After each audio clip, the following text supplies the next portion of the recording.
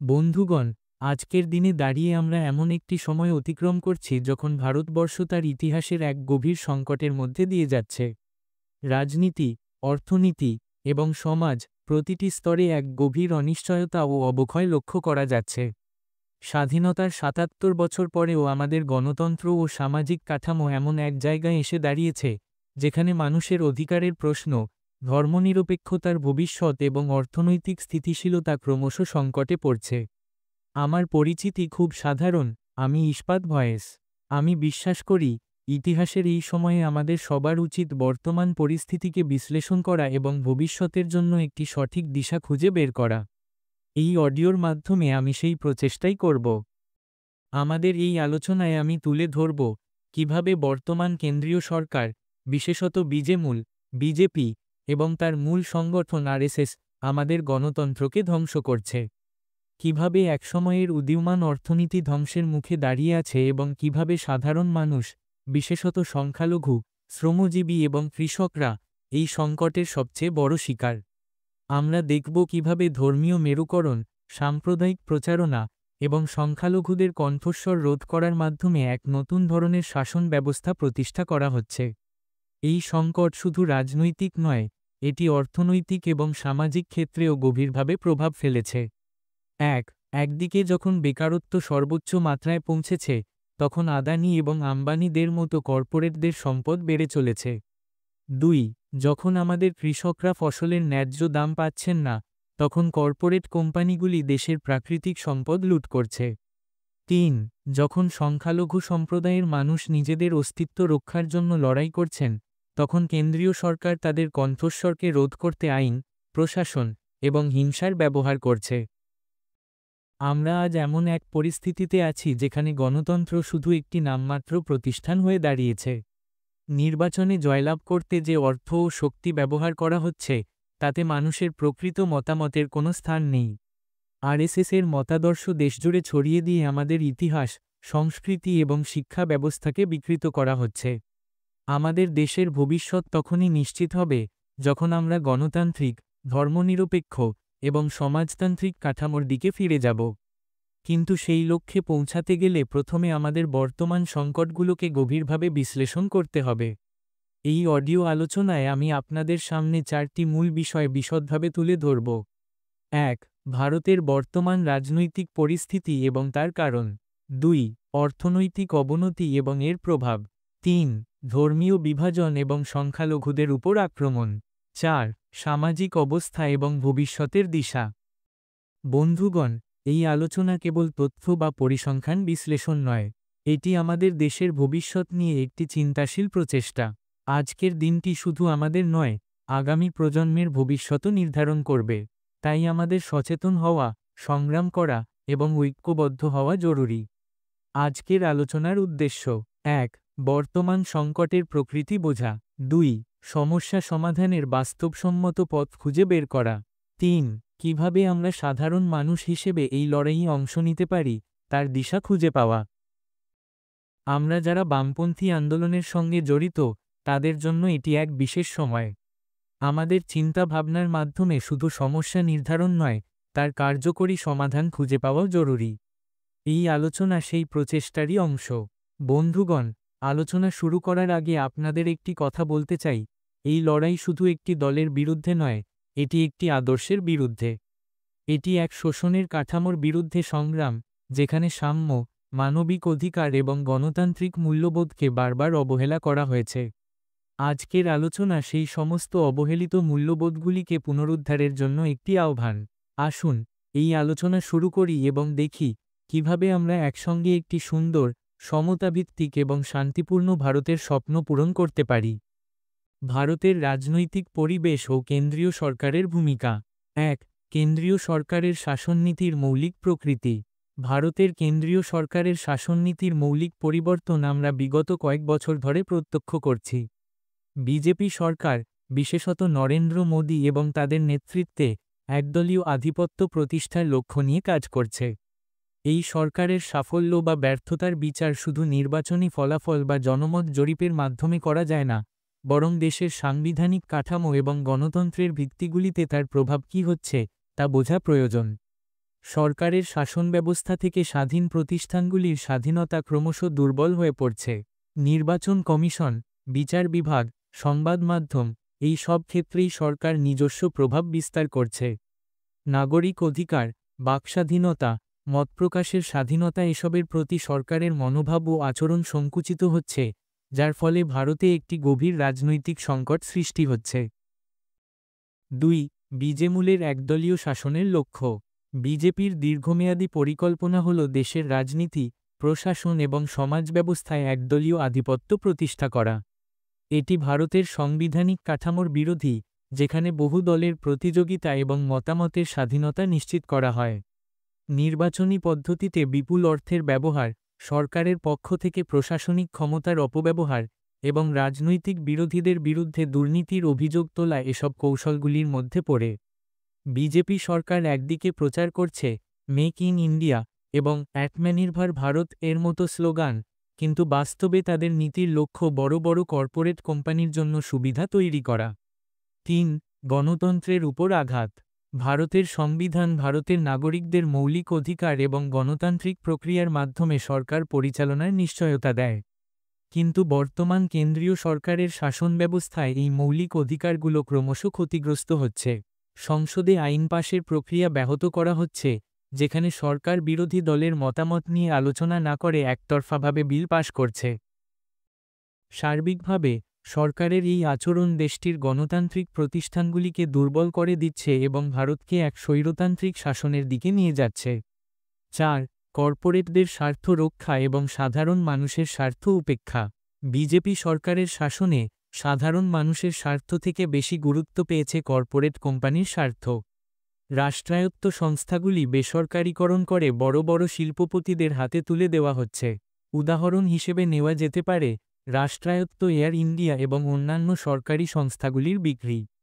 এই সিদ্ধান্তগুলো সাধারণ জনগণের জন্য ক্ষতিকর হলেও কর্পোরেটদের জন্য উপকারী। ৫. হিন্দুত্ববাদী রাজনীতি ও ধর্মীয় মেরুকরণ। ভারতের রাজনীতিতে সম্প্রতি ধর্মীয় মেরুকরণের প্রবণতা বৃদ্ধি পাচ্ছে।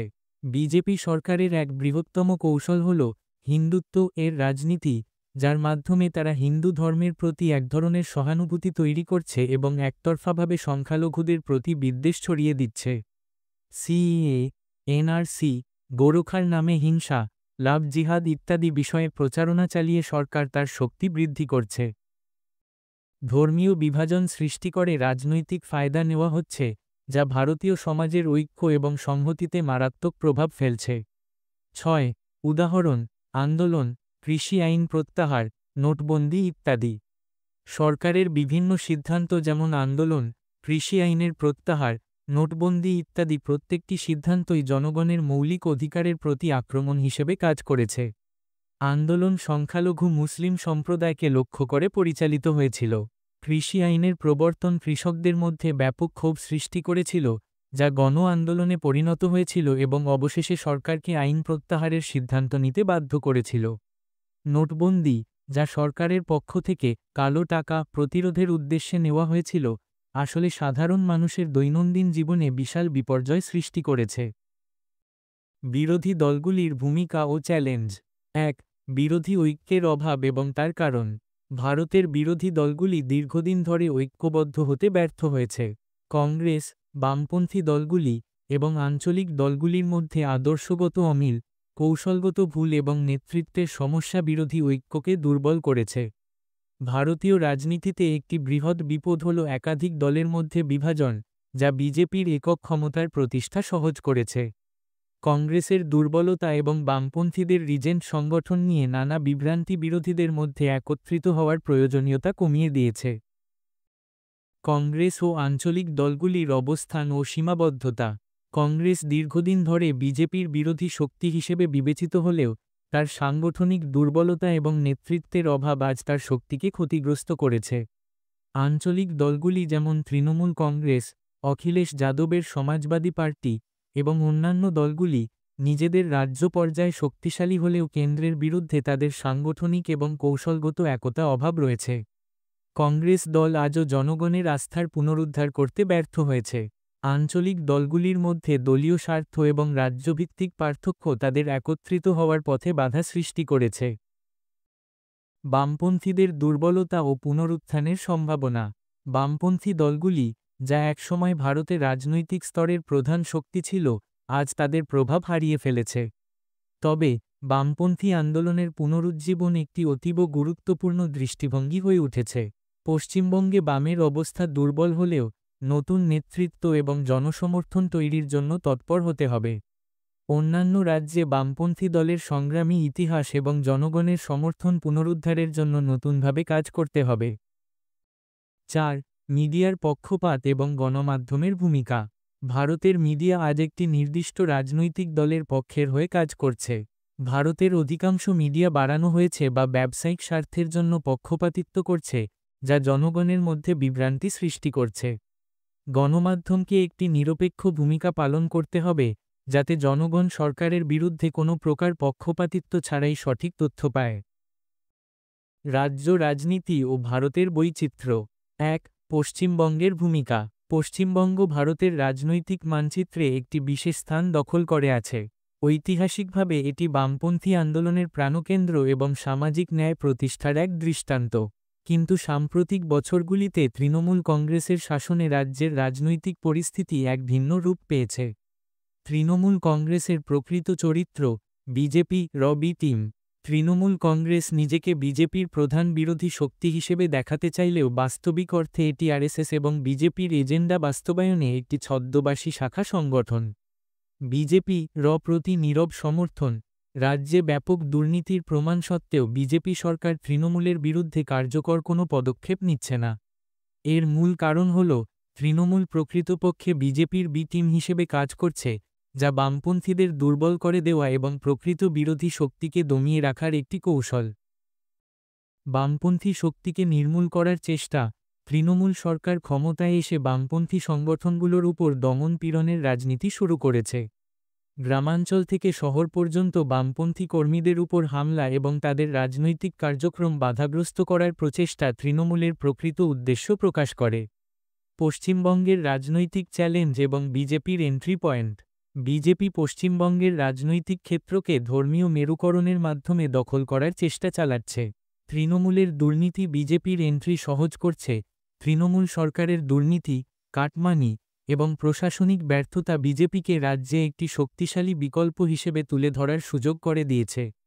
ধর্মীয় মেরুকরণ এবং সামাজিক বিভাজন। বিজেপি তৃণমূলের দুর্নীতির সুযোগ নিয়ে ধর্মীয় মেরুকরণের মাধ্যমে ভোট ব্যাংক শক্তিশালী করার কৌশল নিয়েছে। বামের পুনর্জাগরণের সম্ভাবনা। তৃণমূল এবং বিজেপির এই ষড়যন্ত্রমূলক রাজনীতির মধ্যেও পশ্চিমবঙ্গে বামপন্থী শক্তির পুনর্জাগরণের সুযোগ রয়েছে। সংগঠন এবং আন্দোলন।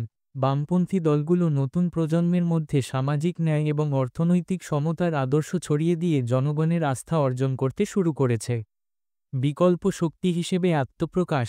তৃণমূলের দুর্নীতি এবং বিজেপির সাম্প্রদায়িক রাজনীতির বিরুদ্ধে বামেরা প্রকৃত বিরোধী শক্তি হিসেবে জনসমর্থন তৈরি করছে। তৃণমূল বিজেপি আঁতাত, জনগণের জন্য বিপজ্জনক। তৃণমূল এবং বিজেপি মধ্যে এক অদৃশ্য আঁতাত পশ্চিমবঙ্গের গণতন্ত্র এবং সামাজিক ন্যায়ের জন্য মারাত্মক। তৃণমূল সরকার যেখানে প্রশাসনিক ক্ষমতা অপব্যবহার করছে, বিজেপি সেটিকে রাজনৈতিক সুবিধা হিসেবে ব্যবহার করছে। আরএসএসের মতাদর্শিক প্রচারের সুযোগ করে দেওয়ার ক্ষেত্রে তৃণমূল সরকার প্রতিহত করার পরিবর্তে তাদের কার্যত সমর্থন দিয়ে আসছে। জনগণের দায়িত্ব। তৃণমূল এবং বিজেপি এই মিলিত ষড়যন্ত্রের বিরুদ্ধে জনগণকে সচেতন হতে হবে। বামপন্থী আন্দোলনের পুনরুত্থান এবং জনগণের মধ্যে ঐক্য প্রতিষ্ঠা করে এই দুই শক্তির বিরুদ্ধে লড়াই করা ছাড়া কোনো বিকল্প নেই। গ্রামীণ এবং শহুরে অঞ্চলে জনগণকে সংগঠিত করে প্রকৃত বিরোধী শক্তির পক্ষে জনমত গঠন করতে হবে। তৃণমূল কংগ্রেসের প্রকৃত চরিত্র এবং তাদের আরএসএস বিজেপির প্রতি নীরব সমর্থন পশ্চিমবঙ্গের রাজনীতিতে গভীর প্রভাব ফেলছে। তবে বামপন্থী আন্দোলনের মাধ্যমে জনগণের মধ্যে সচেতনতা সৃষ্টি এবং রাজনীতির নতুন দিশা দেখানো সম্ভব। পশ্চিমবঙ্গের ভবিষ্যৎ নির্ভর করছে এই চ্যালেঞ্জ মোকাবিলার জন্য বামপন্থীদের ঐক্যবদ্ধ প্রচেষ্টার উপর। 2. কেরালার মডেল। কেরালা রাজ্য সারা দেশের মধ্যে একটি আলাদা অবস্থান তৈরি করেছে তার রাজনৈতিক মডেল এবং উন্নয়নশীল সমাজের জন্য। সেখানে বামপন্থী নেতৃত্ব শক্তিশালী এবং জনগণের প্রতি তাদের দায়িত্ব পালন একটি উৎকৃষ্ট উদাহরণ। কেরালার স্বাস্থ্য ও শিক্ষা ব্যবস্থা অন্যতম সফল মডেল হিসেবে দেখা হচ্ছে, যেখানে বামপন্থী সরকারের কার্যকরী নীতির ফলে এই রাজ্যের জনগণ অধিকতর সুবিধা পাচ্ছে। কৃষি, স্বাস্থ্যসেবা এবং শিক্ষাক্ষেত্রে সরকারি উদ্যোগের ফলে কেরালা সরকারের কার্যকর ভূমিকা দেশের অন্যান্য রাজ্যগুলির জন্য একটি রোল মডেল হতে পারে। ৩. আঞ্চলিক দলগুলির ভূমিকা এবং সীমাবদ্ধতা। আঞ্চলিক দলগুলি যেমন তৃণমূল কংগ্রেস, সপা, দমদম এবং বিজু জনতা দল নিজেদের রাজ্যে শক্তিশালী, কিন্তু কেন্দ্রীয় সরকারের বিরুদ্ধে তাদের ভূমিকা ঠিকভাবে নির্ধারণ করা সম্ভব হয়নি। আঞ্চলিক দলগুলির মধ্যে সাংগঠনিক শক্তি কমে গেছে এবং তারা জাতীয় ক্ষেত্রে এককভাবে বড় ভূমিকা রাখতে পারছে না। সত্ত্বেও, আঞ্চলিক দলগুলির শক্তি বেড়েছে কেন্দ্রের চাপের ফলে, কারণ এই দলগুলি কেন্দ্রীয় সরকারের পলিসি পরিবর্তনে গুরুত্বপূর্ণ ভূমিকা নিতে পারে। ৪. রাজ্য ও কেন্দ্রের সম্পর্কের টানাপোড়েন। কেন্দ্রীয় সরকার এবং রাজ্যগুলির মধ্যে ক্ষমতার বিভাজন এবং টানাপোড়েন দীর্ঘদিন ধরে একটি সমস্যার রূপ নিয়েছে। পশ্চিমবঙ্গের মতো রাজ্যগুলো যেখানে বিজেপির বিরুদ্ধে শক্তিশালী প্রতিরোধ গড়ে তোলা হয়েছে, সেখানে কেন্দ্রীয় সরকার রাজ্যের স্বায়ত্তশাসনকে হুমকি দিয়েছে। কেন্দ্রের বিভিন্ন আইন এবং নীতির প্রভাব রাজ্যগুলিতে পরিস্থিতি আরও জটিল করেছে, যেখানে রাজ্য সরকার তার সাংবিধানিক অধিকার দাবি করছে। এই টানাপোড়েনের মধ্যেও আঞ্চলিক দলগুলি তাদের স্বার্থরক্ষার জন্য কেন্দ্রীয় সরকারের সঙ্গে আলোচনার প্রয়োজনীয়তা অনুভব করছে। ভবিষ্যৎ ভারতের গণতন্ত্র ও রাজনৈতিক দিশা। ১. গণতন্ত্র ও ধর্মনিরপেক্ষতার পুনঃপ্রতিষ্ঠা। ভারতের গণতন্ত্র ও ধর্মনিরপেক্ষতা আজ গুরুতর সংকটের মধ্যে রয়েছে। বিজেপির হিন্দুত্ববাদী রাজনীতি দেশের ধর্মনিরপেক্ষ চরিত্রকে সংকুচিত করে দিচ্ছে। ভারতীয় সমাজে বিভিন্ন ধর্ম, জাতি ও সম্প্রদায়ের মধ্যে ঐক্য ও সম্প্রীতি প্রতিষ্ঠা করা ভারতের গণতান্ত্রিক ব্যবস্থার অন্যতম মূল ভিত্তি। ধর্মনিরপেক্ষতা ও সমাজতন্ত্রের ভিত্তিতে ভারতের গণতন্ত্রকে পুনর্গঠন করার জন্য দেশের সকল রাজনৈতিক দলের একযোগভাবে কাজ করা জরুরি। যুব সমাজের মধ্যে গণতান্ত্রিক চেতনা ও মানবাধিকার রক্ষার দায়িত্ব আরও গুরুত্ব সহকারে পালন করতে হবে। ২. নির্বাচনী ব্যবস্থার সংস্কার। ভারতের নির্বাচন ব্যবস্থা আজকের দিনে আরও বেশি স্বচ্ছতা ও ন্যায্যতার প্রয়োজন। পুঁজির প্রভাব নির্বাচন প্রক্রিয়ায় অনুপ্রবেশ করেছে, যা জনগণের মৌলিক অধিকারকে ক্ষতিগ্রস্ত করছে। ইভিএমের স্বচ্ছতা, ভোটের অধিকার এবং প্রার্থীদের আর্থিক ক্ষমতা নিয়ে অনেক প্রশ্ন উঠছে। নির্বাচনী সংস্কারের জন্য প্রয়োজন প্রার্থীদের ক্ষেত্রে দক্ষতা, সততা এবং জনসেবার মানদণ্ড প্রতিষ্ঠা করা। নির্বাচন কমিশনকে আরও স্বাধীন ও শক্তিশালী করা দরকার, যাতে নির্বাচন প্রক্রিয়া প্রভাবমুক্ত এবং সুষ্ঠু হয়। ৩. শিক্ষা ব্যবস্থায় গণতান্ত্রিক চেতনা বাড়ানো। ভারতীয় শিক্ষা ব্যবস্থায় গণতান্ত্রিক চেতনা ও মানবিক মূল্যবোধগুলো প্রতিষ্ঠিত করা অত্যন্ত জরুরি। আজকের ছাত্র সমাজ যদি গণতন্ত্র, সমতা এবং মানবাধিকার সম্পর্কে সচেতন না হয়, তাহলে আগামী দিনে রাজনৈতিক সংগ্রামের জন্য যোগ্য নেতৃত্ব তৈরি হবে না। শিক্ষা ব্যবস্থায় প্রগতিশীল চিন্তাভাবনা, ধর্মনিরপেক্ষতা এবং বামপন্থী দৃষ্টিভঙ্গি অন্তর্ভুক্ত করা উচিত, যাতে নতুন প্রজন্মের মধ্যে সামাজিক ন্যায় ও গণতন্ত্রের প্রতি শ্রদ্ধা বৃদ্ধি পায়। ৪. তরুণ প্রজন্মের ভূমিকা এবং রাজনৈতিক সচেতনতা। তরুণ প্রজন্মকে রাজনৈতিক প্রক্রিয়ার সাথে যুক্ত করা এবং তাদের মধ্যে সচেতনতা তৈরি করা আমাদের মূল লক্ষ্য হওয়া উচিত।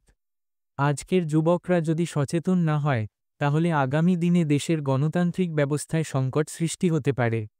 রাজনৈতিক শিক্ষার মাধ্যমে যুবকদের মধ্যে দায়িত্ববোধ এবং জাতীয় স্বার্থের প্রতি শ্রদ্ধা তৈরি করা উচিত। প্রতিবাদ, আন্দোলন এবং রাজনৈতিক দৃষ্টিভঙ্গি তৈরির মাধ্যমে এই প্রজন্মকে শাসন ব্যবস্থায় পরিবর্তন আনতে উৎসাহিত করা যেতে পারে। ৫. বামপন্থার পুনর্জাগরণ এবং সমাজতান্ত্রিক আন্দোলনের প্রাসঙ্গিকতা।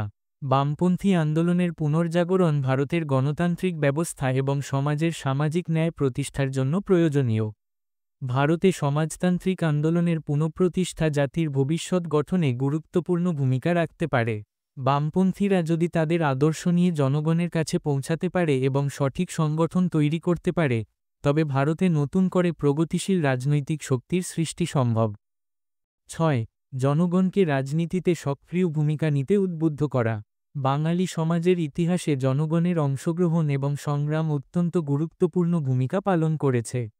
বর্তমান সময়ে এই অংশগ্রহণ আরও বাড়ানো জরুরি।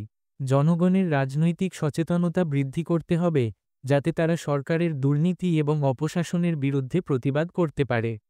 আন্দোলন ও রাজনৈতিক কার্যক্রমের মাধ্যমে জনগণকে তাদের অধিকারের জন্য সংগ্রাম করতে উৎসাহিত করতে হবে। ভারতের বর্তমান রাজনৈতিক পরিস্থিতি গভীর সংকটের মধ্যে রয়েছে। গণতন্ত্র, ধর্মনিরপেক্ষতা এবং সামাজিক ন্যায় রক্ষার জন্য সকল প্রগতিশীল শক্তিকে ঐক্যবদ্ধ হতে হবে। এই সংকট থেকে উত্তরণের দিশা খুঁজতে হলে আমাদের শিক্ষা, সচেতনতা এবং জনগণের সক্রিয় অংশগ্রহণ বাড়াতে হবে। সমাজের সব স্তরের জনগণকে এই সংকটে একে অপরের সহায়ক হতে হবে, যাতে গণতান্ত্রিক মূল্যবোধ এবং জাতীয় ঐক্য রক্ষা করা যায়। সর্বোপরি, সকলের মধ্যে রাজনৈতিক সচেতনতা এবং জনগণের মধ্যে ঐক্য সৃষ্টি হলে ভারতে নতুন এক রাজনৈতিক অধ্যায়ের সূচনা হবে, যা সমাজের সকল শ্রেণীর মানুষের স্বার্থ রক্ষা করবে। অর্থনৈতিক কাঠামো এবং সংকট। ভারতের অর্থনীতি বর্তমানে গভীর সংকটে রয়েছে, যা দেশের বৃহৎ জনগোষ্ঠীর জীবনযাত্রায় মারাত্মক প্রভাব ফেলছে। এই সংকট শুধুমাত্র পুঁজিবাদী অর্থনৈতিক কাঠামোর কারণে নয়, বরং বিজেপি পরিচালিত কেন্দ্রীয় সরকারের কর্পোরেটমুখী নীতির ফল। সাধারণ মানুষ চরম দারিদ্র্য, মুদ্রাস্ফীতি এবং বেকারত্বের শিকার হচ্ছেন। কৃষি, ক্ষুদ্র শিল্প এবং সামাজিক নিরাপত্তা ব্যবস্থা প্রায় ধ্বংসের পথে। পুঁজিবাদী কাঠামো এবং কর্পোরেটের আধিপত্য। 30 মিনিট। পুঁজিবাদী অর্থনীতির প্রকৃতি। ভারতের অর্থনীতির ভিত্তি বর্তমানে কর্পোরেট সংস্থাগুলোর মুনাফা বৃদ্ধির জন্য গড়ে তোলা হয়েছে। ধনীদের সুবিধা বৃদ্ধি। কেন্দ্রীয় সরকারের নীতিগুলো বড় কর্পোরেট সংস্থাগুলোর স্বার্থরক্ষায় তৈরি। এই নীতিগুলি ধনী শ্রেণীর মুনাফা বাড়ানোর জন্য কার্যকর, কিন্তু সাধারণ মানুষের অর্থনৈতিক সুযোগ সংকুচিত করছে। গরিবের উপর চাপ। কর ও ব্যয় ভার সাধারণ জনগণের ওপর বেশি পড়ছে। তাদের আয়ের একটি বড় অংশ পরোক্ষ কর ও নিত্যপ্রয়োজনীয় পণ্যের জন্য খরচ হচ্ছে। কর্পোরেটদের প্রতি বিশেষ সুবিধা। বিজেপি সরকারের অধীনে বড় কর্পোরেট সংস্থাগুলোর জন্য সুবিধার অঢেল ব্যবস্থা করা হয়েছে। কর ছাড় ও ঋণ পুনর্গঠন। আদানি এবং আম্বানির মতো শিল্পপতিরা কর ছাড় পাচ্ছেন। ঋণ পরিশোধ করতে ব্যর্থ হলেও তাদের বিরুদ্ধে কোনো কঠোর পদক্ষেপ নেওয়া হয় না। সরকারি সম্পত্তি হস্তান্তর। রেল, ব্যাংক এবং অন্যান্য লাভজনক সরকারি সংস্থাগুলো কর্পোরেটদের কাছে বিক্রি করে দেওয়া হচ্ছে। মুনাফার একচেটিয়া অধিকার। জমি অধিগ্রহণ থেকে খনিজ সম্পদ পর্যন্ত কর্পোরেট সংস্থাগুলোকে একচেটিয়া সুবিধা দেওয়া হচ্ছে, যা প্রাকৃতিক সম্পদের উপর জনগণের অধিকার হরণ করছে। ক্ষুদ্র ও মাঝারি শিল্পের অবস্থা। ক্ষুদ্র ও মাঝারি শিল্প অর্থনীতির মেরুদণ্ড হিসেবে পরিচিত, কিন্তু বর্তমান সরকারের নীতিগুলি এই খাতের জন্য ধ্বংসাত্মক। অর্থায়নের অভাব। ব্যাংক থেকে এই খাতের জন্য ঋণ পাওয়া কঠিন হয়ে পড়েছে। প্রতিযোগিতায় অক্ষমতা। বড় কর্পোরেটদের সুরক্ষার কারণে ক্ষুদ্র শিল্প প্রতিযোগিতায় টিকে থাকতে পারছে না। কর্মসংস্থান সংকট। এই খাত ধ্বংস হওয়ার ফলে লক্ষ লক্ষ মানুষ বেকার হয়ে পড়ে। বেকারত্ব এবং চাকরির সংকট। বেকারত্বের হার বৃদ্ধি। ভারতে বেকারত্ব এক বিপজ্জনক স্তরে পৌঁছেছে। শিক্ষিত যুবসমাজের বেকারত্ব। উচ্চশিক্ষিত তরুণরা কাজ পাচ্ছেন না। সরকার নতুন চাকরি তৈরির বদলে বেকারদের প্রকৃত সমস্যাগুলি এড়িয়ে চলছে। স্বল্পমেয়াদী কাজ। চুক্তিভিত্তিক এবং অস্থায়ী চাকরির সংখ্যা বেড়েছে, যা তরুণদের ভবিষ্যৎ অনিশ্চিত করে তুলছে। সরকারি চাকরির সংকট। সরকারি চাকরির শূন্যপদ পূরণ করা হচ্ছে না। নিয়োগ প্রক্রিয়ার বিলম্ব। সরকারি নিয়োগ প্রক্রিয়া ধীর এবং অনিয়মিত। নিরাপদ কাজের অভাব। সরকারের পক্ষ থেকে প্রয়োজনীয় পদের সংখ্যা কমিয়ে দেওয়া হচ্ছে, যা কর্মসংস্থানের সুযোগ সীমিত করছে। প্রাইভেট সেক্টরে শোষণ। বেসরকারি ক্ষেত্রে শ্রমিকদের উপর শোষণ বেড়ে গেছে। কাজের দীর্ঘ সময়। অনেক ক্ষেত্রেই শ্রমিকদের কাজ করতে হচ্ছে অতিরিক্ত সময়, কিন্তু ন্যায্য মজুরি দেওয়া হচ্ছে না। কর্মস্থলের সুরক্ষার অভাব। অধিকাংশ ক্ষেত্রে কাজের স্থায়িত্ব নেই, যা একটি বৃহৎ শ্রমশক্তিকে দারিদ্র্যের দিকে ঠেলে দিচ্ছে। কৃষি সংকট এবং গ্রামীণ অর্থনীতি। কৃষিক্ষেত্রে অব্যবস্থা। ভারতের কৃষি খাতের সংকট অত্যন্ত গভীর। কৃষকদের ঋণের বোঝা। ঋণের উচ্চ সুদ কৃষকদের আর্থিক অবস্থাকে আরও দুর্বল করে তুলছে। মাধ্যমিক আয় বন্ধ। কৃষি ছাড়া গ্রামীণ অঞ্চলে আয়ের সুযোগ সীমিত। কৃষি আইন এবং কর্পোরেটদের প্রভাব। সরকারি কৃষি আইনগুলির ফলে কৃষকদের স্বার্থ ক্ষতিগ্রস্ত হয়েছে। এক, ফসলের ন্যায্য মূল্য নেই। কৃষকদের উৎপাদিত ফসলের জন্য ন্যায্য মূল্য দেওয়া হয় না। ২. বিচার ব্যবস্থার অভাব। কর্পোরেটদের সঙ্গে কৃষকদের সংঘর্ষে কৃষকদের স্বার্থ রক্ষার জন্য কোনো শক্তিশালী নীতিমালা নেই। সেচ ব্যবস্থা ও কৃষি উপকরণ। সেচ ও কৃষি উপকরণে অসঙ্গতির কারণে উৎপাদনশীলতা কমে গেছে। ১. জল সরবরাহের সমস্যা। সেচের জন্য নিরবচ্ছিন্ন জল সরবরাহ নেই। ২. উচ্চমূল্যের উপকরণ, সার, বীজ এবং কীটনাশকের দাম কৃষকদের জন্য ক্রয়সীমার বাইরে। ৪. মুদ্রাস্ফীতি এবং সাধারণ মানুষের জীবনযাত্রার মান। ৩০ মিনিট। প্রয়োজনীয় পণ্যের দাম বৃদ্ধি। মুদ্রাস্ফীতির ফলে দৈনন্দিন পণ্যের দাম সাধারণ মানুষের নাগালের বাইরে চলে যাচ্ছে। ১. খাদ্যদ্রব্য, ডাল, চাল এবং তেল সহ প্রয়োজনীয় খাদ্যদ্রব্যের দাম অস্বাভাবিকভাবে বেড়েছে। ২. জ্বালানি, রান্নার গ্যাস, পেট্রোল এবং ডিজেলের দাম ক্রমাগত বাড়ছে। মজুরির স্থবিরতা। মুদ্রাস্ফীতির তুলনায় মজুরি বাড়েনি। ১. প্রকৃত আয় কমে যাওয়া। মজুরি না বাড়ায় শ্রমিকদের প্রকৃত ক্রয়ক্ষমতা কমে গেছে। ২. আর্থিক সুরক্ষা নেই। মুদ্রাস্ফীতির কারণে সঞ্চয় করা প্রায় অসম্ভব হয়ে পড়েছে। ৫. কর ব্যবস্থায় বৈষম্য এবং সম্পদের কেন্দ্রীভবন। পরোক্ষ করের ভার। পরোক্ষ কর সাধারণ মানুষের উপর অসামঞ্জস্যপূর্ণ প্রভাব ফেলছে। ১. পণ্য ও পরিষেবা কর, জিএসটি। অধিকাংশ প্রয়োজনীয় পণ্যের উপর উচ্চ হারে জিএসটি আরোপ করা হয়েছে। ২. প্রত্যক্ষ করের অভাব। ধনী শ্রেণীর উপর যথাযথ কর আরোপ করা হচ্ছে না।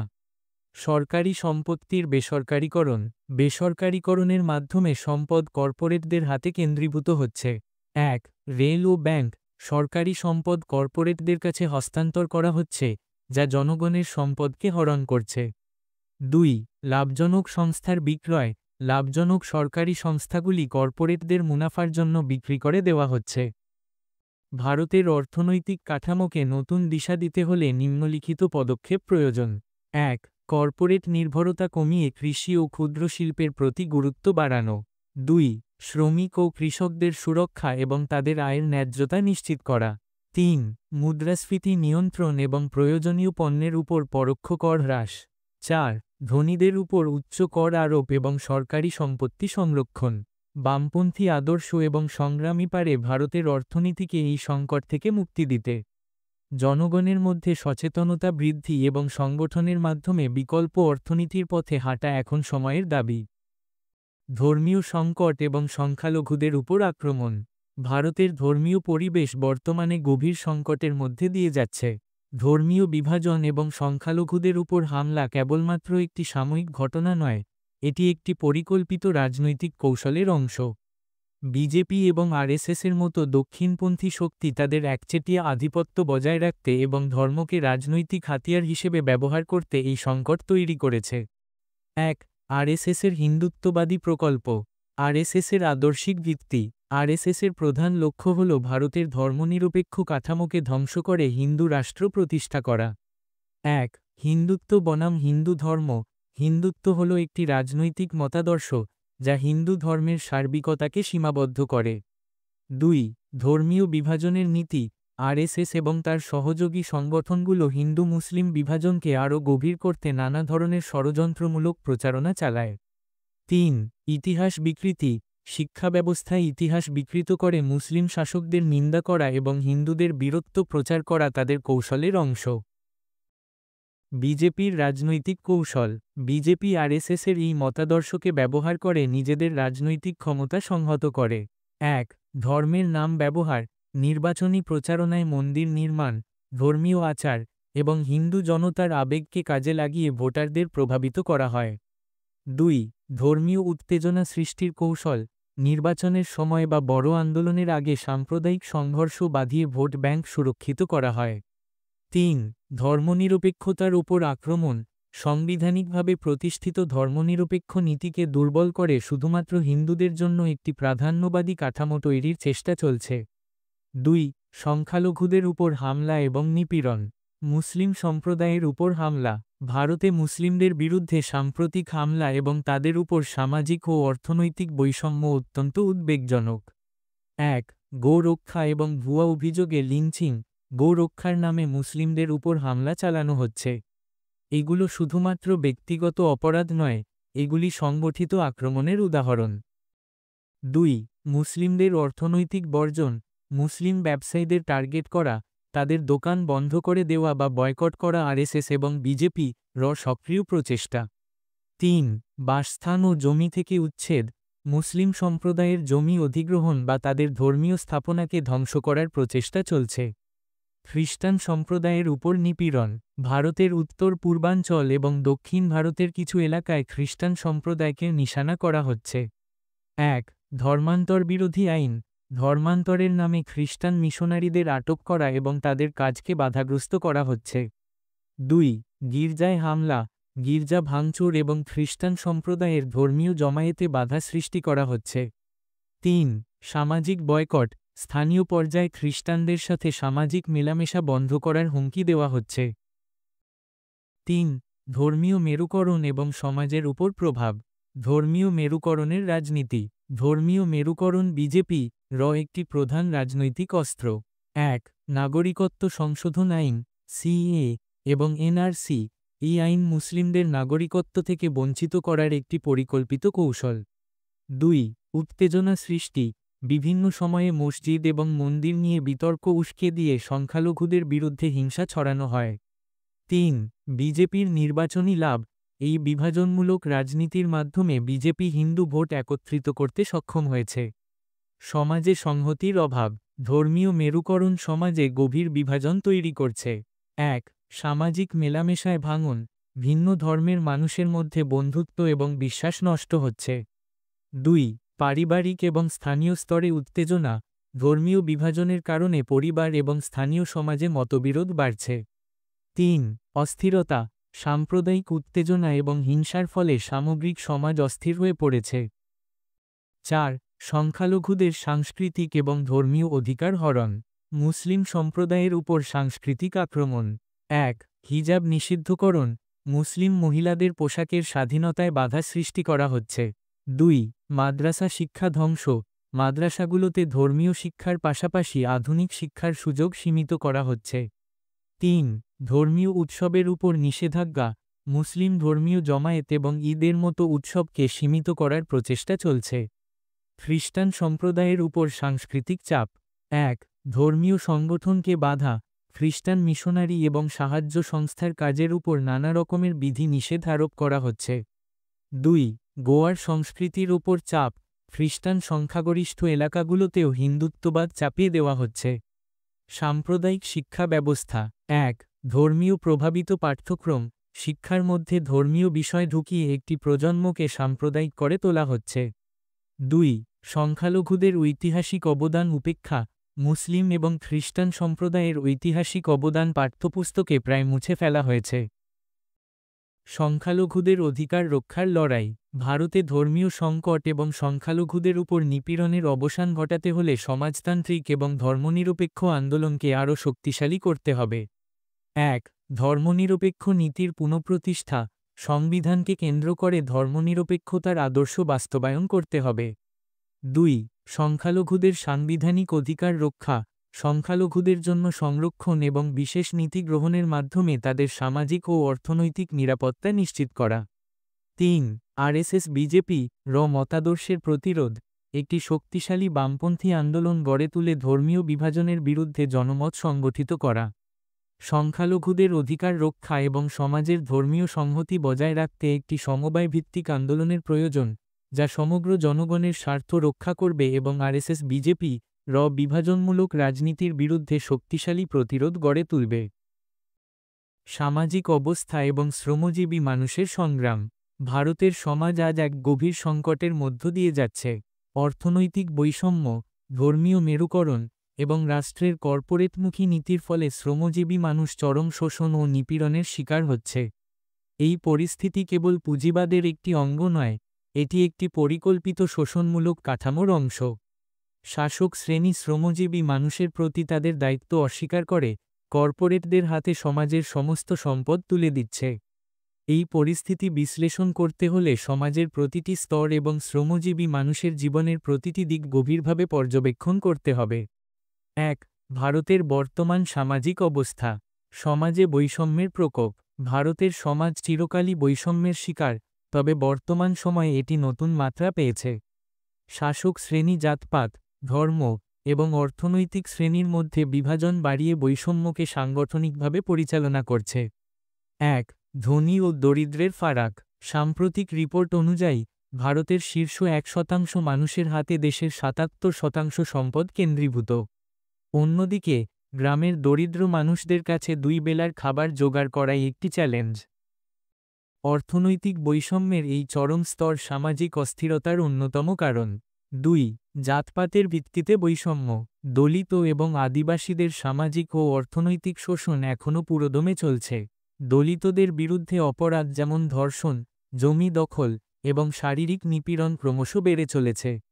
আদিবাসী অঞ্চলে কর্পোরেট মাইনিং এবং জমি অধিগ্রহণ তাদের বাস্তুতন্ত্র এবং জীবিকার উপর আঘাত হেনেছে।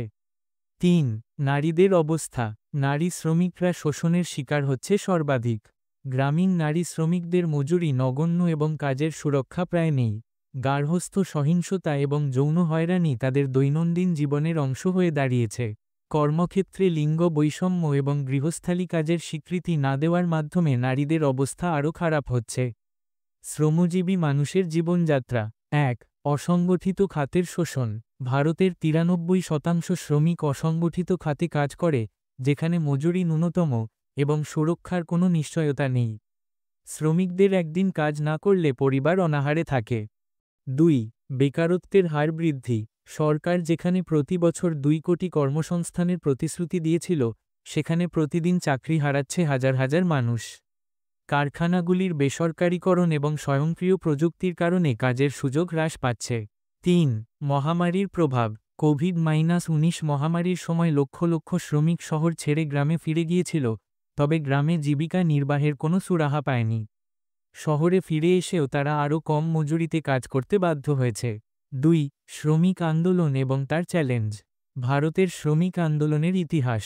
ভারতের শ্রমিক আন্দোলন সবসময়ই শাসক শ্রেণীর বিরুদ্ধে একটি গুরুত্বপূর্ণ প্রতিরোধ শক্তি হিসেবে কাজ করেছে। তবে বর্তমান সময়ে এই আন্দোলন নানা সমস্যার মুখোমুখি। ১. প্রথম দিকের আন্দোলন। ব্রিটিশ আমলে শ্রমিক আন্দোলন শুরু হয়েছিল চা বাগান, রেল এবং বস্ত্রশিল্পে। এই আন্দোলন শ্রমিক শ্রেণীর মধ্যে রাজনৈতিক চেতনা গড়ে তুলতে গুরুত্বপূর্ণ ভূমিকা পালন করেছিল। ২. স্বাধীনতা পরবর্তী সংগ্রাম। স্বাধীনতার পরে রাষ্ট্রায়ত্ত শিল্প এবং শ্রমিক ইউনিয়নের মাধ্যমে শ্রমিকদের অধিকার রক্ষার সংগ্রাম শুরু হয়। ১৯৭৪ সালের রেলওয়ে ধর্মঘট একটি উল্লেখযোগ্য অধ্যায়, যা শ্রমিক আন্দোলনের শক্তি দেখিয়েছিল। বর্তমান শ্রমিক আন্দোলনের চ্যালেঞ্জ। ১. শ্রম আইন সংস্কার। নতুন শ্রম কোড শ্রমিকদের মৌলিক অধিকার খর্ব করছে। কর্পোরেটদের সুবিধা দিতে শ্রমিকদের কাজের সময় ৮ ঘন্টা থেকে ১২ ঘন্টায় বাড়ানো হয়েছে। ২. ট্রেড ইউনিয়ন ভাঙার চেষ্টা। সরকার এবং কর্পোরেট শক্তি মিলে সংগঠিত শ্রমিক আন্দোলনকে দুর্বল করার জন্য ট্রেড ইউনিয়ন নেতাদের উপর দমনমূলক নীতি প্রয়োগ করছে। ৩. শ্রমিকদের বিভক্ত করা। ধর্ম, জাতপাত এবং আঞ্চলিক পরিচয়ের ভিত্তিতে শ্রমিকদের মধ্যে বিভাজন তৈরি করে আন্দোলনের শক্তি দুর্বল করা হচ্ছে। শ্রমিকদের বর্তমান সংগ্রাম। ১. ন্যায্য মজুরির জন্য লড়াই। শ্রমিকরা তাদের ন্যূনতম মজুরি, সামাজিক সুরক্ষা এবং কাজের নিশ্চয়তার দাবিতে লড়াই করছে। বেসরকারীকরণের কারণে চাকরির অনিশ্চয়তা তাদের উদ্বেগ বাড়িয়েছে। ২. কৃষক ও শ্রমিকের ঐক্য। কৃষি আইন বাতিলের জন্য শ্রমিকরা কৃষকদের সঙ্গে ঐক্যবদ্ধ হয়েছে। এই ঐক্য শ্রেণী সংগ্রামের ভবিষ্যৎ নির্ধারণ করতে পারে। ৩. বেসরকারীকরণের বিরুদ্ধে প্রতিবাদ। রাষ্ট্রায়ত্ত সংস্থাগুলোর বেসরকারীকরণ শ্রমিকদের চাকরি হরণ করছে। ইউনিয়নগুলো এই নীতির বিরুদ্ধে আন্দোলন করছে। ৩. শ্রেণী সংগ্রাম এবং ভবিষ্যৎ। শ্রেণী সংগ্রামের গুরুত্ব। ১. পুঁজিবাদের শোষণমূলক প্রকৃতি। শ্রমিকরা প্রতিদিন তাদের শ্রম দিয়ে সমাজ চালায়, কিন্তু সেই শ্রমের সুফল পায় পুঁজিপতিরা। পুঁজিবাদী কাঠামোতে শ্রমিকরা কেবলমাত্র একটি পণ্যে পরিণত হয়েছে। ২. শ্রেণী সংগ্রামের লক্ষ্য। শুধুমাত্র মজুরি বৃদ্ধির জন্য নয়, শ্রমিকদের আন্দোলন একটি শোষণমুক্ত সমাজ গড়ে তোলার সংগ্রাম। শ্রমিকরা যদি তাদের অধিকার সম্পর্কে সচেতন হয়, তবে সমাজতন্ত্র প্রতিষ্ঠার জন্য এই সংগ্রামকে আরও বৃহৎ পরিসরে নিয়ে যাওয়া সম্ভব। ভবিষ্যতের কৌশল। ১. শ্রমিক এবং কৃষকের ঐক্য।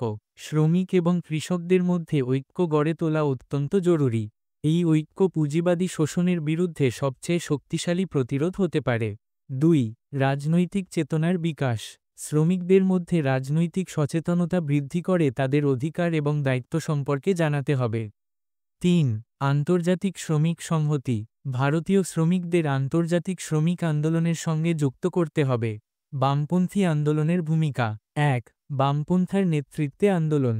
বামপন্থী দল এবং সংগঠনগুলো শ্রমিকদের নেতৃত্ব দিয়ে এই সংগ্রামকে শক্তিশালী করতে পারে। 2. সমাজতান্ত্রিক আদর্শের প্রচার। পুঁজিবাদের বিকল্প হিসেবে সমাজতন্ত্রকে প্রচার করতে হবে। শ্রমিক শ্রেণীর মুক্তির দিশা। ভারতের শ্রমজীবী মানুষের সংগ্রাম শুধুমাত্র তাদের আর্থিক অবস্থার উন্নতির জন্য নয়, এটি একটি বৃহত্তর সামাজিক বিপ্লবের অংশ। শ্রমিকরা সমাজের অগ্রগতির চালিকা শক্তি, কিন্তু তারা আজ শোষিত এবং বঞ্চিত। শোষণমুক্ত সমাজ প্রতিষ্ঠা। একটি শোষণমুক্ত সমাজ গড়ে তোলার জন্য শ্রমিকদের ঐক্যবদ্ধ হতে হবে। এই ঐক্যের মাধ্যমে তারা সমাজের উৎপাদনের সম্পূর্ণ নিয়ন্ত্রণ নিতে পারে। 1. সমাজতান্ত্রিক কাঠামো প্রতিষ্ঠা। পুঁজিবাদী শোষণ থেকে মুক্তি পেতে সমাজতন্ত্রের পথে হাঁটতে হবে। শ্রমিকরা যদি উৎপাদনের সম্পদের মালিক হয়, তবে শোষণের অবসান ঘটবে। 2. মুক্ত শ্রম আন্দোলন। শ্রমিকদের স্বাধীন সংগঠন গড়ে তুলে সামাজিক এবং রাজনৈতিক চেতনা বাড়াতে হবে। প্রতিটি শ্রমিকের মধ্যে শ্রেণী চেতনা জাগিয়ে তোলার মাধ্যমে তারা নিজেদের ভবিষ্যৎ নিজেরা তৈরি করতে পারবে। পুঁজিবাদের বিরুদ্ধে সংগ্রাম। শ্রমজীবী মানুষের জন্য সবচেয়ে বড় চ্যালেঞ্জ হল পুঁজিবাদী শোষণের বিরুদ্ধে লড়াই। 1. কর্পোরেটদের বিরুদ্ধে প্রতিরোধ। বড় কর্পোরেটদের দ্বারা শ্রমিক শোষণ বন্ধ করতে আইনি এবং সাংগঠনিক লড়াই চালিয়ে যে। 2. বেসরকারীকরণ বন্ধ। রাষ্ট্রায়ত্ত সংস্থাগুলোর বেসরকারীকরণ শ্রমিকদের জীবন অনিশ্চিত করছে। এই প্রক্রিয়াকে প্রতিরোধ করা অত্যন্ত জরুরি। 3. আন্তর্জাতিক সংহতি। বৈশ্বিক শ্রমিক আন্দোলনের সঙ্গে সংহতি গড়ে তোলার মাধ্যমে একটি বৃহত্তর আন্দোলন সম্ভব। সমাজতান্ত্রিক ভারতের স্বপ্ন। ভারতের শ্রমজীবী মানুষের সংগ্রামের চূড়ান্ত লক্ষ্য হল একটি সমাজতান্ত্রিক ভারতের প্রতিষ্ঠা, যেখানে শোষণ, বৈষম্য এবং নিপীড়নের কোনো স্থান থাকবে না। 1. শ্রেণী সংগ্রামের চূড়ান্ত লক্ষ্য। পুঁজিবাদের পরিবর্তে এমন একটি সমাজ প্রতিষ্ঠা করা, যেখানে শ্রমিকদের অবদান যথাযথভাবে স্বীকৃত হবে। 2.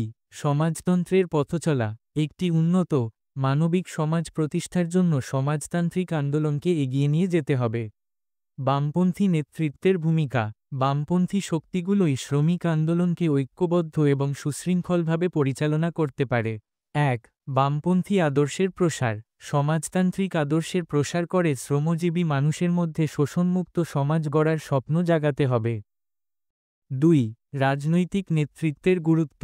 শক্তিশালী রাজনৈতিক নেতৃত্বই শ্রমিকদের সংগঠিত করে পুঁজিবাদী ব্যবস্থার বিরুদ্ধে কার্যকর প্রতিরোধ গড়ে তুলতে পারে। শ্রমজীবী মানুষের সংগ্রাম শুধুমাত্র একটি আর্থিক বা সামাজিক লড়াই নয়, এটি একটি বৃহত্তর মুক্তির লড়াই। সমাজতন্ত্র প্রতিষ্ঠার মাধ্যমে শ্রমিক শ্রেণী তার প্রকৃত অধিকার ফিরে পাবে। এই সংগ্রামের নেতৃত্বে বামপন্থী শক্তি একটি নতুন দিশা দেখাতে পারে। তাদের এই লড়াইয়ের সাফল্য কেবল ভারতেই নয়, গোটা বিশ্বেই শোষণমুক্ত সমাজ গঠনের দৃষ্টান্ত স্থাপন করতে পারে। এই সংগ্রাম চালিয়ে যাওয়ার জন্য শ্রমিক, কৃষক এবং বামপন্থী নেতৃত্বের ঐক্যই ভবিষ্যতের মূল চালিকা শক্তি। সমাধানের পথ এবং ভবিষ্যতের দিশা। ভারতের শ্রমজীবী এবং সাধারণ মানুষের মুক্তির লড়াই কোনো একটি দিনের কাজ নয়। এটি একটি দীর্ঘমেয়াদী সংগ্রাম, যা বিভিন্ন সামাজিক, রাজনৈতিক, অর্থনৈতিক এবং সাংস্কৃতিক সমস্যার সঙ্গে ওতপ্রোতভাবে জড়িত। পুঁজিবাদ, সাম্প্রদায়িকতা এবং কর্পোরেট শোষণের বিরুদ্ধে শ্রমজীবী মানুষের প্রতিরোধের মূল চাবিকাঠি হল ঐক্যবদ্ধ আন্দোলন, সংগঠনের শক্তি এবং ভবিষ্যতের জন্য একটি সুস্পষ্ট দিশা। 1. রাজনৈতিক শক্তি গড়ে তোলা। রাজনৈতিক শক্তি ছাড়া কোনো সংগ্রাম টেকসই হতে পারে না। ভারতের মতো একটি বৈচিত্র্যময় এবং বহুস্তরীয় সমাজে রাজনৈতিক শক্তি গড়ে তোলা এবং শ্রমজীবী মানুষের মধ্যে শ্রেণী চেতনা বৃদ্ধি করা অত্যন্ত জরুরি। শ্রেণী চেতনা বৃদ্ধি। শ্রমিকদের ঐক্যবদ্ধ করা। 1. সচেতনতা ও শিক্ষা। শ্রমিকদের কাছে পুঁজিবাদের প্রকৃত চরিত্র এবং এর শোষণমূলক কাঠামো সম্পর্কে সচেতনতা ছড়িয়ে দিতে হবে। শিক্ষার মাধ্যমে তাদের বোঝাতে হবে কেন পুঁজিবাদ শ্রমজীবী মানুষের শত্রু এবং কেন সমাজতান্ত্রিক ব্যবস্থাই তাদের মুক্তির একমাত্র পথ। 2. শিক্ষা প্রতিষ্ঠান এবং মিডিয়ার ভূমিকা। পুঁজিবাদ বিরোধী শিক্ষা এবং বামপন্থী চেতনা গড়ে তোলার জন্য বিকল্প শিক্ষা ও মিডিয়া প্ল্যাটফর্ম তৈরি করতে হবে। আজকের দিনেও রাষ্ট্রীয় মাধ্যমগুলো শ্রমজীবী মানুষের বিপক্ষে কাজ করছে। তার বিকল্প শক্তিশালী মিডিয়া গড়ে তুলতে হবে। বামপন্থী শক্তির ঐক্য গঠন। ১. রাজনৈতিক নেতৃত্বের ভূমিকা। শ্রমিক এবং কৃষকের ঐক্যের মাধ্যমে বামপন্থী শক্তিকে সংগঠিত করতে হবে। বামপন্থী দলগুলোর মধ্যে বিভাজন দূর করে একটি একক রাজনৈতিক প্ল্যাটফর্ম তৈরি করতে হবে। ২. রাজনৈতিক শিক্ষার গুরুত্ব। শ্রমজীবী মানুষকে শুধু আর্থিক সমস্যার সমাধান নয়, বরং রাজনৈতিক ও সামাজিক নেতৃত্বে অংশ নিতে উৎসাহিত করতে হবে। তাদের বোঝাতে হবে যে কোনো শোষণমুক্ত সমাজ গড়ে তুলতে হলে রাজনৈতিক সচেতনতা অপরিহার্য। জনমত গঠন ও আন্দোলন। ১. স্থানীয় স্তরে আন্দোলন। গ্রাম এবং শহরে শ্রমিক সংগঠন এবং কৃষক ইউনিয়নকে শক্তিশালী করতে হবে। স্থানীয় সমস্যাগুলোকে জাতীয় স্তরের বড় সমস্যার সঙ্গে যুক্ত করে একটি বৃহত্তর আন্দোলনের প্ল্যাটফর্ম তৈরি করতে হবে। ২. বিকল্প রাজনীতির দিশা। বর্তমান শাসক শ্রেণীর পুঁজিবাদী এবং সাম্প্রদায়িক নীতির বিপরীতে একটি বিকল্প রাজনৈতিক আদর্শ প্রতিষ্ঠা করতে হবে। ২. শ্রমিক কৃষকের ঐক্য গড়ে তোলা। শ্রমিক এবং কৃষক একসঙ্গে ভারতীয় অর্থনীতির মেরুদণ্ড। তাদের মধ্যে ঐক্য ছাড়া কোনো আন্দোলন সফল হতে পারে না। এই দুই শ্রেণীর ঐক্য কেবল অর্থনৈতিক সমস্যার সমাধান নয়, বরং সামাজিক এবং রাজনৈতিক সংগ্রামের ক্ষেত্রেও অপরিহার্য। কৃষি এবং শিল্পের সম্পর্ক গড়ে তোলা। ১. গ্রামীণ অর্থনীতির উন্নয়ন। কৃষি উৎপাদনের সঙ্গে সঙ্গে গ্রামীণ শিল্পের উন্নয়ন ঘটাতে হবে। স্থানীয় উৎপাদন ব্যবস্থা তৈরি করে শ্রমিক কৃষক উভয়ের জন্য কর্মসংস্থান নিশ্চিত করতে হবে। ২. কৃষি সংস্কার। ছোট কৃষকদের ঋণের বোঝা কমাতে হবে এবং তাদের জন্য ন্যায্য মূল্যের ব্যবস্থা করতে হবে। কর্পোরেট চুক্তিভিত্তিক কৃষির পরিবর্তে সমবায় ভিত্তিক কৃষি ব্যবস্থা চালু করতে হবে। যৌথ আন্দোলনের উদাহরণ। ১. কৃষক আন্দোলনের শিক্ষা। সাম্প্রতিক কৃষি আইনের বিরুদ্ধে কৃষক আন্দোলন আমাদের দেখিয়েছে যে ঐক্যবদ্ধ লড়াই শাসক শ্রেণীকে চাপে ফেলতে পারে। শ্রমিকরা এই আন্দোলনের থেকে শিক্ষা নিয়ে তাদের সংগঠন আরও শক্তিশালী করতে পারে। ২. শ্রমিক কৃষক যৌথ ফ্রন্ট গঠন। শ্রমিক এবং কৃষকদের মধ্যে আন্দোলনের সময়কার বিভাজন দূর করে একত্রে লড়াই করার জন্য একটি শক্তিশালী ফ্রন্ট তৈরি করতে হবে। ৩. অর্থনৈতিক কাঠামোর পুনর্গঠন। শ্রমজীবী মানুষের মুক্তি নিশ্চিত করতে হলে অর্থনৈতিক কাঠামোর পুনর্গঠন অপরিহার্য। বর্তমান পুঁজিবাদী ব্যবস্থাকে ভেঙে শ্রমিক এবং কৃষকদের জন্য উপযোগী একটি অর্থনৈতিক কাঠামো তৈরি করতে হবে। উৎপাদনের উপকরণের উপর শ্রমিকের অধিকার প্রতিষ্ঠা। ১. কর্পোরেটের নিয়ন্ত্রণ ভাঙা। সমস্ত কর্পোরেট সম্পদের জাতীয়করণ করতে হবে এবং তা শ্রমিক ও জনগণের মধ্যে সমানভাবে বণ্টন করতে হবে। উৎপাদনের উপকরণের উপর শ্রমিকের অধিকার প্রতিষ্ঠা। ১. কর্পোরেটের নিয়ন্ত্রণ ভাঙা। সমস্ত কর্পোরেট সম্পদের জাতীয়করণ করতে হবে এবং তা শ্রমিক ও জনগণের মধ্যে সমানভাবে বণ্টন করতে হবে। ২. সমবায় ভিত্তিক উৎপাদন। কর্পোরেট মালিকানার পরিবর্তে সমবায় ভিত্তিক উৎপাদন ব্যবস্থা চালু করতে হবে। কাজের নিশ্চয়তা এবং সামাজিক সুরক্ষা। ১. ন্যূনতম মজুরি। সমস্ত শ্রমিকের জন্য একটি ন্যূনতম মজুরি নির্ধারণ করতে হবে, যা তাদের জীবনধারণের জন্য পর্যাপ্ত হবে। ২. সামাজিক সুরক্ষার নীতি। অসংগঠিত খাতের শ্রমিকদের জন্য পেনশন, স্বাস্থ্য বীমা এবং অন্যান্য সামাজিক সুরক্ষার ব্যবস্থা করতে হবে। বেসরকারীকরণ বন্ধ এবং রাষ্ট্রায়ত্ত সম্পদের উন্নয়ন। ১. বেসরকারীকরণের বিপদ। বেসরকারীকরণ শ্রমিকদের কর্মসংস্থান এবং সামাজিক নিরাপত্তাকে ধ্বংস করছে। রাষ্ট্রায়ত্ত সংস্থাগুলোর বেসরকারীকরণ বন্ধ করতে হবে। ২. জনগণের সম্পদ রক্ষার দায়িত্ব। সমস্ত প্রাকৃতিক এবং শিল্প সম্পদ জনগণের মালিকানায় আনতে হবে। ৪. সমাজতন্ত্রের পথে ভবিষ্যতের দিশা। সমাজতন্ত্র প্রতিষ্ঠার ধাপসমূহ। ১. জনগণের রাজনৈতিক ক্ষমতা নিশ্চিত করা। কেবল নির্বাচনী গণতন্ত্র নয়, বরং শ্রমিক কৃষকদের সরাসরি রাজনৈতিক ক্ষমতায় অংশগ্রহণ নিশ্চিত করতে হবে। ২. সমাজতান্ত্রিক সংস্কার। উৎপাদনের সম্পদ শ্রমিক এবং কৃষকদের হাতে তুলে দিয়ে শোষণমুক্ত সমাজ গড়ে তুলতে হবে। আন্তর্জাতিক সংহতি গড়ে তোলা। ১. বৈশ্বিক শ্রমিক আন্দোলন। ভারতের শ্রমিক আন্দোলনকে আন্তর্জাতিক স্তরের আন্দোলনের সঙ্গে যুক্ত করতে হবে। ২.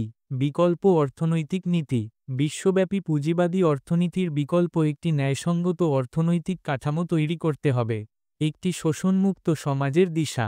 ভারতের শ্রমিক এবং কৃষকদের মুক্তি কেবল তাদের আর্থিক অবস্থার উন্নতি নয়, বরং সামগ্রিকভাবে একটি শোষণমুক্ত সমাজ গড়ার লড়াই। ১. শ্রমিক কৃষকের ঐক্য। শ্রমিক এবং কৃষকের মধ্যে গভীর ঐক্য গড়ে তুলতে হবে। ২. বামপন্থী নেতৃত্ব। বামপন্থী দলগুলোর শক্তিশালী ভূমিকা এই আন্দোলনের দিশা নির্ধারণ করবে। ৩. সমাজতান্ত্রিক কাঠামো প্রতিষ্ঠা। একটি শোষণমুক্ত এবং সমানাধিকারের সমাজ গড়ে তোলাই শ্রমজীবী মানুষের চূড়ান্ত লক্ষ্য। এই সংগ্রাম শুধু একটি জাতির নয়, এটি সমস্ত মানুষের জন্য একটি ন্যায়সঙ্গত পৃথিবী গড়ার স্বপ্ন।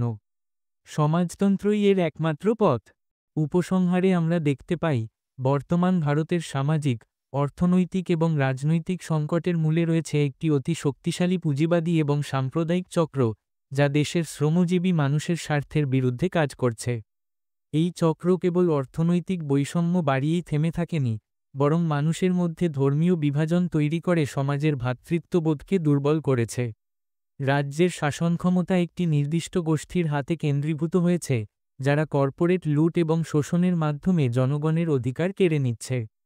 এর বিরুদ্ধে লড়াই করতে হলে আমাদের শ্রমজীবী মানুষকে ঐক্যবদ্ধ করতে হবে, বামপন্থী আন্দোলনের পুনর্জাগরণ ঘটাতে হবে এবং একটি সমাজতান্ত্রিক কাঠামো প্রতিষ্ঠার জন্য দৃঢ় সংকল্প নিতে হবে। এটি একটি সহজ পথ নয়, তবে এটি একমাত্র পথ। আমাদের রাজনীতি এবং অর্থনীতির ভিত্তিকে আমূল পরিবর্তন করতে হবে।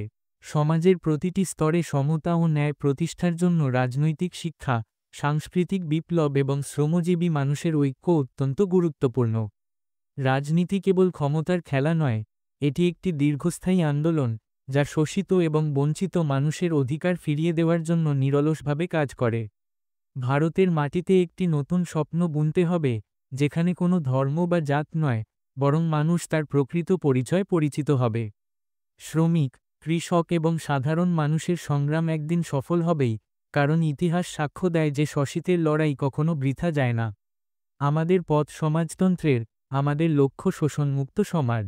এই সংগ্রামের প্রতিটি পদক্ষেপে দরকার সাহস, ঐক্য এবং নেতৃত্ব, যা এক নতুন ভোরের বার্তা আনবে, যেখানে শোষণ নয়, স্বাধীনতা এবং সমতা প্রতিষ্ঠা পাবে। সব শেষে বলতে চাই, আমাদের লড়াই শুধু একটি রাজনৈতিক বা অর্থনৈতিক লড়াই নয়, এটি একটি মানবতার লড়াই।